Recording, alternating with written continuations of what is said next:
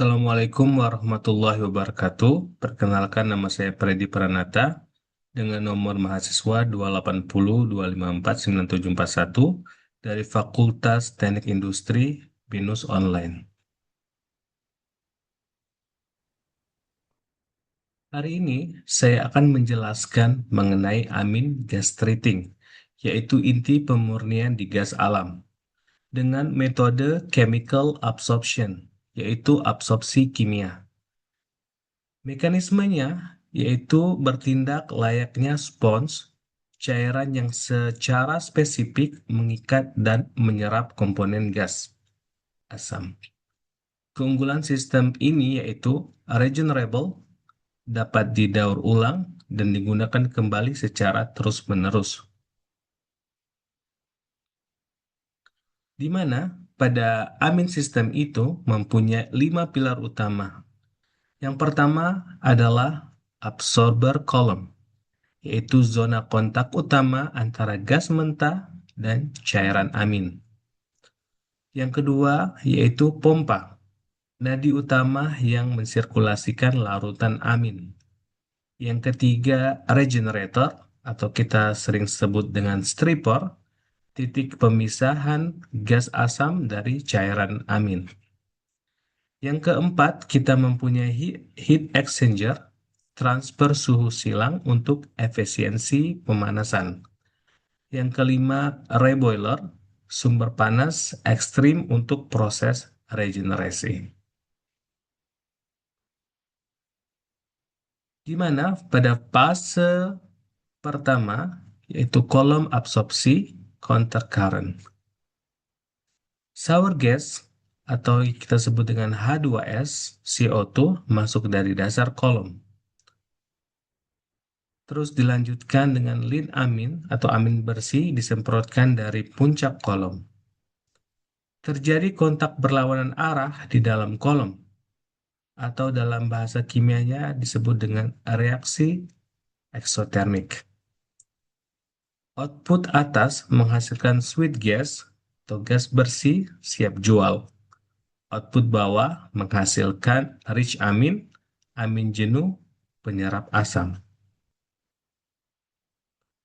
Di mana pada fase transisi maksimalisasi efisiensi.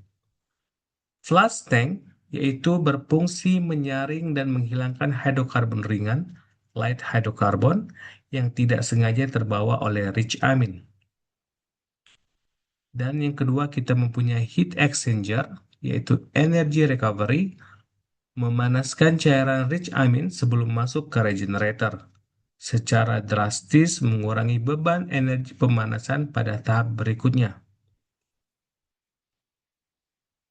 Pada fase 2, yaitu di kolom regenerator, rich amin panas memasuki kolom stripper.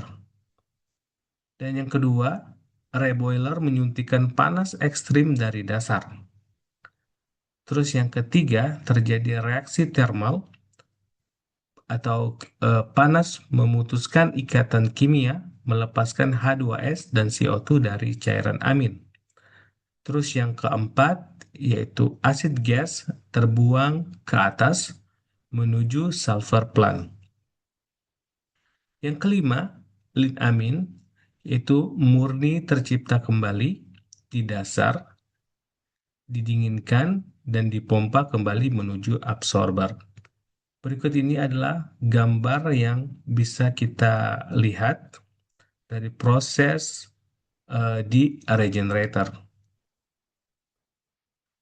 Siklus utuh, the continuous loop.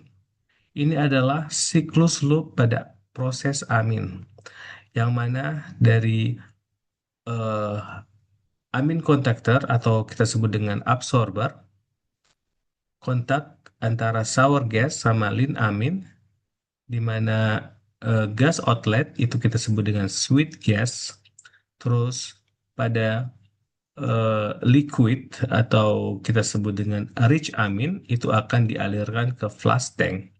Di flash tank kita akan memflashing the lighter hydrocarbon. Jadi hidrokarbon ringan akan terlepas di flash tank. Terus rich amin tadi akan memasuki amin regenerator untuk diregenerasi kembali menjadi larutan lin amin atau disebut dengan amin bersih. Terus gas asam tadi berupa H2S NCO2 akan dialirkan ke sulfur plant dan diproses kembali di sulfur plant untuk menjadi produk sulfur. Jadi sebuah equilibrium rekayasa di bawah absorpsi, terus dilanjutkan presivitasi, regenerasi thermal, pendingin, absorpsi. Siklus ini berjalan secara kontinu tanpa henti. Di mana pada evaluasi kelayakan sistem, kekuatan operasional dari amin sistem amin ini yaitu sangat efektif menyerap H2S dan CO2 hingga batas radikal kurang dari 4 ppm. Terus dari standar global yaitu teknologi paling matang di LNG plant. Terus secara ekonomis, amin dapat terus didaur ulang secara mandiri. Jadi karena dia bersifat kontinu, setelah dipakai, setelah absorption, terus menyerap larutan asam, terus diregenerasi lagi, terus dirilis, berubah menjadi lin amin lagi. Tetapi pada amin tersebut mempunyai risiko dan tantangan, yang mana finansialnya itu sendiri biaya investasi CAPEX dan operational OPEX awalnya sangat tinggi. Jadi amin ini termasuk chemical yang sangat mahal sekali. Terus integritas alat, resiko korosi parah akibat reaksi asam dan amin. Degradasi, penurunan kualitas pelarut akibat kontaminan eksternal. Sehingga kalau kita tidak menjaga amin tersebut dengan standar operasional dari tiap-tiap perusahaan, itu akan mengurangi kinerja amin tersebut sehingga kita mempunyai eh, seperti pengecekan laboratorium untuk memastikan amin konsentrasi kita itu dalam keadaan yang on spec sehingga penyerapan H2S dan CO2 itu akan lebih baik dan risiko untuk korosi pada tiap-tiap equipmentnya akan lebih rendah kalau kita menjaga semua parameternya dalam keadaan on spec.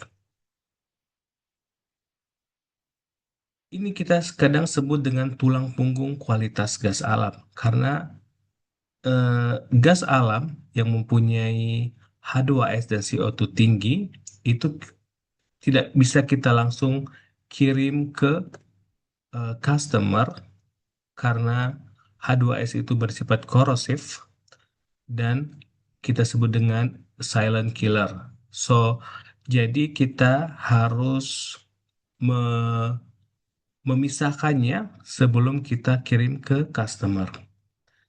Jadi, di mana kita mempunyai dominasi teknologi. Sistem amin tetap menjadi metode paling efisiensi dan tak tergantikan untuk memurnikan gas mentah. Nilai komersial siklus tertutup ini mengubah gas mentah berbahaya menjadi produk energi yang aman, stabil, dan bernilai jual tinggi. Kunci manajemen kesuksesan sistem menuntut keseimbangan presisi antara efisiensi daur ulang, pelarut, dan manajemen pencegah korosi. Sehingga kita bisa simpulkan yaitu pengolahan gas bukan sekedar tentang memisahkan zat, melainkan tentang merancang siklus abadi yang menyeimbangkan termodinamika, keandalan material, dan efisiensi biaya.